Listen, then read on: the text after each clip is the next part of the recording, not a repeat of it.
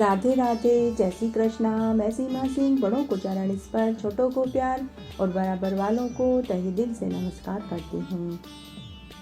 अब तक हमने बैसाख मास के 15 अध्याय सुने हैं। आज हम 16वां अध्याय सुनेंगे। पिछले अध्याय में हमने सुना कि एक राजा के द्वारा बैसाख मास के नियमों का पालन अपनी प्रजा से करवाने के कारण किसी को भी मरने के बाद नरक नहीं मिला। सबको मरने के बाद स्वर्ग ही प्राप्त हुआ। इस तरह से संपूर्ण नरक खाली हो गया। तब यमराज अपने सभी गणों को लेकर उस राजा से युद्ध करने के लिए पहुंच गए।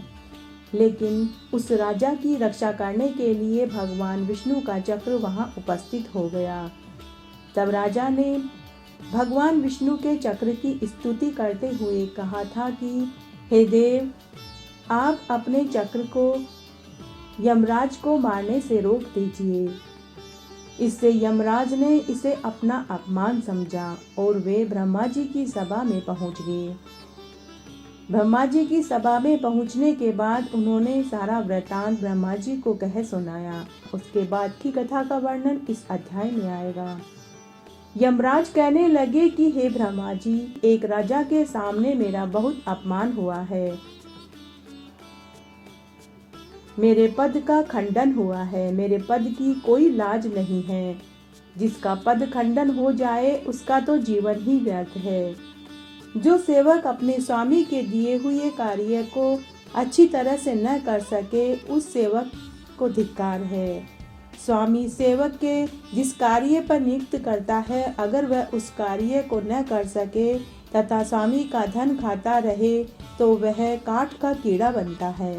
अब हे ब्रह्मा जी, मैं अब आपका कार्य नहीं कर सकता।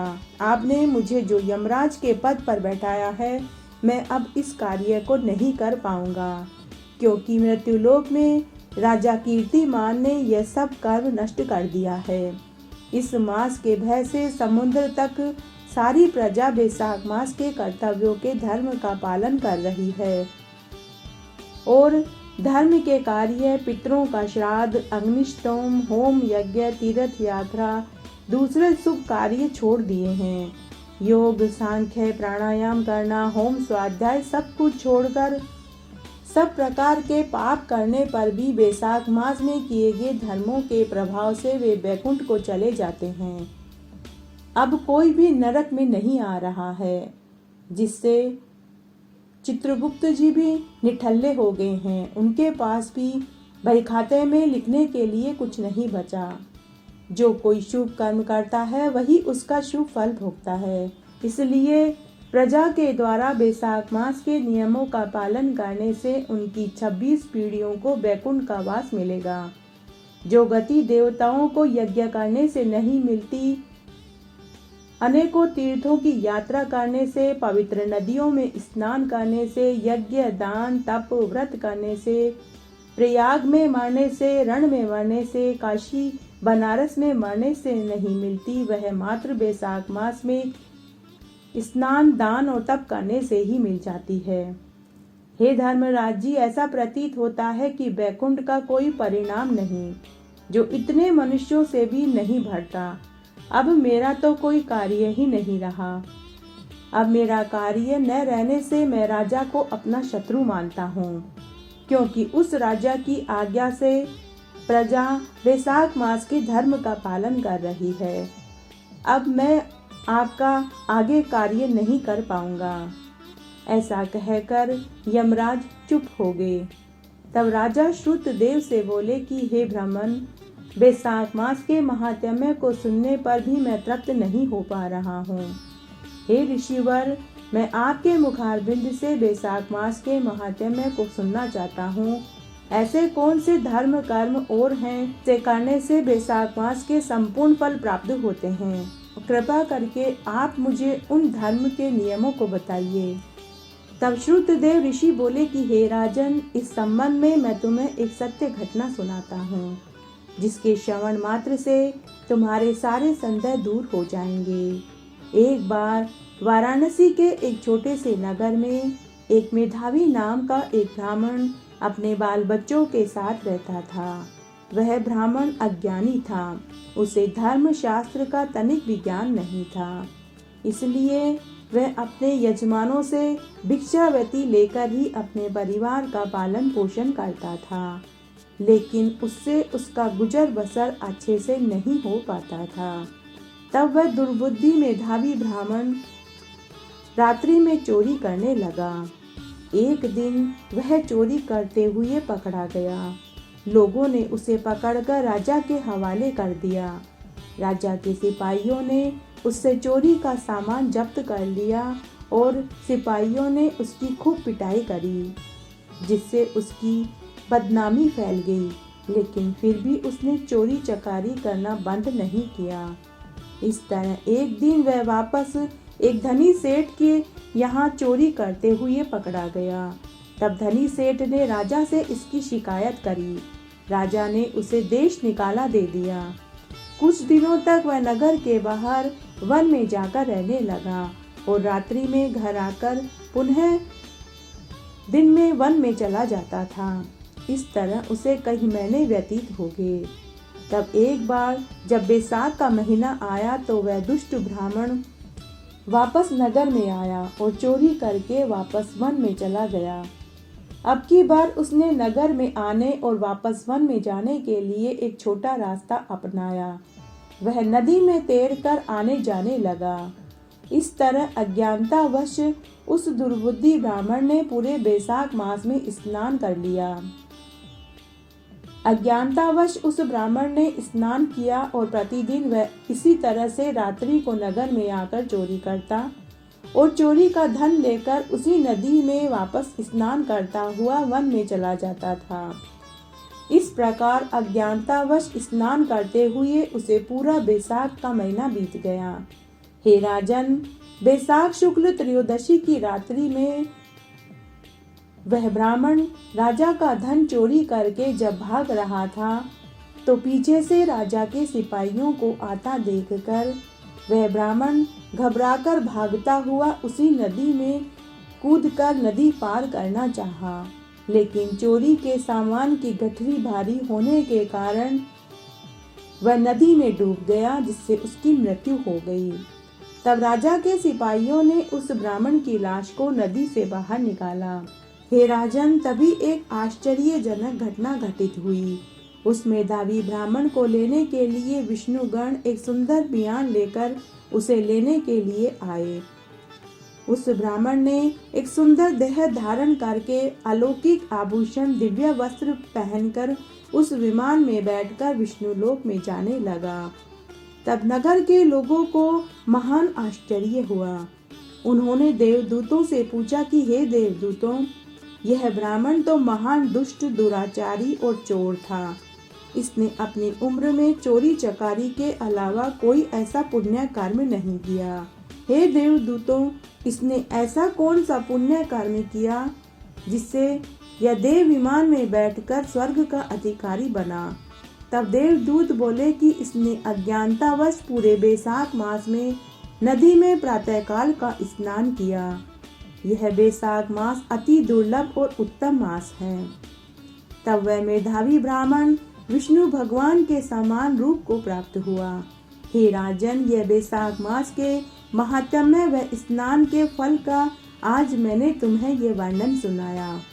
हे राजन, बैसाख मास में तुलसी पूजन, शालिग्राम पूजन, बड़ पीपल और आंकड़े के पेड़ की पूजा करना और पलाश के पेड़ की पूजा करने का भी बहुत फल मिलता है। हे राजन, इस संबंध में मैं तुम्हें विस्तार से बताता हूँ। एक समय शिव के भक्तों और विष्णु के भक्तों में यह विवाद हो गया कि दोनों में से किसका पूजन करना चाहिए। तब शिवजी महाराज ने अपने भक्तों के संदेह को दूर करने के लिए एक अद्भुत रूप बनाया। आधी देह में शिवजी और आधी देह में विष्णु जी का रूप था। एक तरफ गरुड़ की सवारी थी तो दूसरी तरफ बैल की सवारी थी। बाईं ओर श्याम रंग था तो दाहिनी ओर कपूर के समान श्वेत रूप था। शिवजी ने अपने भक्तों को कहा कि शिव और विष्णु एक ही रूप हैं, इसमें कोई भेद नहीं है। जो शिव की उपासना करता है तो वह विष्णु की भी उपासना करे, और जो विष्णु की करता है तो उसे शिव की भी करनी चाहिए। आपको उसमें भेद नहीं समझना चाहिए। हे राजन, स्त्री और शूद्र को शालिग्राम की पूजा करने का अधिकार नहीं है। तब शिवजी ने अपना यह रूप बनाया और कहा कि यदि शिव की पूजा करें तो इसमें विष्णु का भी पूजन हो जाएगा। इसलिए जो स्त्री और शूद्र शालिग्राम की पूजा न कर सके तो उन्हें भगवान विष्णु और शिव के आधे आधे रूप से बने हुए अद्भुत रूप की पूजा करनी चाहिए। ऐसा सुनने पर शिवजी और विष्णु जी के भक्तों का सारा संदेह दूर हो गया। हे राजन, बैसाख मास में पीपल, बड़, आंकड़े और पलाश के पौधे की भी पूजा करनी चाहिए। हे राजन, बैसाख मास में प्रत्येक शनिवार को पीपल के पेड़ की पूजा करनी चाहिए। नित्य प्रति दूध में तिल मिला करके सींचना चाहिए। पीपल के वृक्ष के दर्शन मात्र से ही मनुष्य के पापों का नाश हो जाता है और विशेषकर बैसाख मास में पीपल को पूजने, ध्यान करने से मनुष्य के पाप, रोग, दुख सब दूर हो जाते हैं और उस मनुष्य को संपूर्ण सुखों की प्राप्ति होती है। हे राजन, विष्णु भगवान कहते हैं कि पीपल मेरा ही रूप है। पीपल की पूजा करने का मतलब है कि मेरी ही पूजा हो रही है। जो मनुष्य बैसाख मास में पीपल के नाम का संकीर्तन करते हैं, भजन गाते हैं, उनको यमलोक के मार्ग का दुख नहीं देखना पड़ता। जो पीपल के वृक्ष को कुमकुम, चंदन आदि चढ़ाते हैं, उनके तीनों प्रकार के दुख अर्थात काया, वाचा, मनसा सभी दुख दूर हो जाते हैं तथा बुरे स्वप्न, दुष्ट चिंता, कोढ़ आदि रोग भी दूर हो जाते हैं। हरि के प्रिय पीपल की जो पूजा करते हैं उसके सब पाप दूर हो जाते हैं तथा धर्मराज जी उसके साथ अच्छा बर्ताव करते हैं। पीपल के वृक्ष की कथा सुनने मात्र से ही जन्म मरण के चक्कर से मनुष्य छूट जाता है। हे राजन, जो कोई भी अपने जीवन काल में बड़, पीपल और आंकड़े के पौधे लगाता है उसके कई जन्मों के पापों का नाश हो जाता है। पीपल के वृक्ष की जड़ में विष्णु का निवास है, तने में केशव का निवास है। इसलिए बैसाख मास में बड़, पीपल और आंकड़े के पेड़ की पूजा अक्षय फल देने वाली है। जो मनुष्य सदा और भक्ति से बैसाख मास में पीपल की पूजा करते हैं उनके सभी पापों का नाश होता है और मरने के बाद उन्हें परम पद की प्राप्ति होती है। हे राजन, जिस तरह बैसाख मास में बड़, पीपल, आंकड़े, शालिग्राम और तुलसी की पूजा करने का अक्षय फल मिलता है, उसी तरह से पलाश के वृक्ष का भी पूजन करने से मिलता है। हे राजन, विष्णु भगवान कहते हैं कि पलाश का वृक्ष साक्षात हरि का रूप है। इसलिए बैसाख मास में संपूर्ण कामनाओं को पूरा करना हो, पापों का नाश करना हो, सुख की प्राप्ति चाहिए तो उस मनुष्य को पलाश के पेड़ की पूजा करनी चाहिए। हे राजन, पलाश के 3 पत्तों में से बीच के पत्ते में भगवान विष्णु का वास है, बाएं तरफ के पत्ते में ब्रह्मा जी का और दाहिने तरफ के पत्ते में शिव जी का वास होता है। जो मनुष्य नित्य ही पलाश के पत्तों का भोजन करता है वह 1000 अश्वमेघ यज्ञों का फल पाता है। बैसाख मास में मुक्ति और भुक्ति को देने वाला यह श्रेष्ठ कार्य बताया गया है। जो मनुष्य बैसाख मास में पलाश के पौधे को दूध से सींचते हैं वे भगवान के परम पद को पाते हैं, इसमें कोई संदेह नहीं है। जो नित्य प्रति उठकर पलाश के वृक्ष के दर्शन करते हैं वे परम पद को पाते हैं। पलाश का वृक्ष सब देवताओं का आधार और धर्म का साधन है। इसलिए जिस स्थान पर पलाश का वृक्ष हो उसे अवश्य उनकी पूजा करनी चाहिए। जैसे सब वर्णों में ब्राह्मण मुख्य है, उसी तरह से सभी वृक्षों में पलाश का वृक्ष उत्तम है।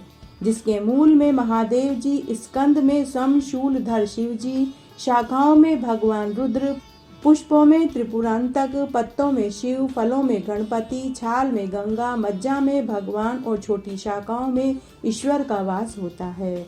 यह पूरा ही वृक्ष भगवान का ही रूप है। यह सब ही शिव के प्यारे हैं। इसलिए शत्रु के लिए, पापों का नाश करने के लिए, सभी मनोकामनाओं को पूरा करने के लिए बैसाख मास में पलाश के वृक्ष की पूजा करनी चाहिए। इसका पूजन करने, ध्यान करने से सभी दुखों का नाश हो जाता है। इस तरह आज मैंने आपको बैसाख मास के महात्म्य का 16वां अध्याय सुनाया। मेरे साथ बने रहने के लिए आपका धन्यवाद। आगे के महात्म्य के लिए भी आप इसी तरह मेरे साथ बने रहें। धन्यवाद।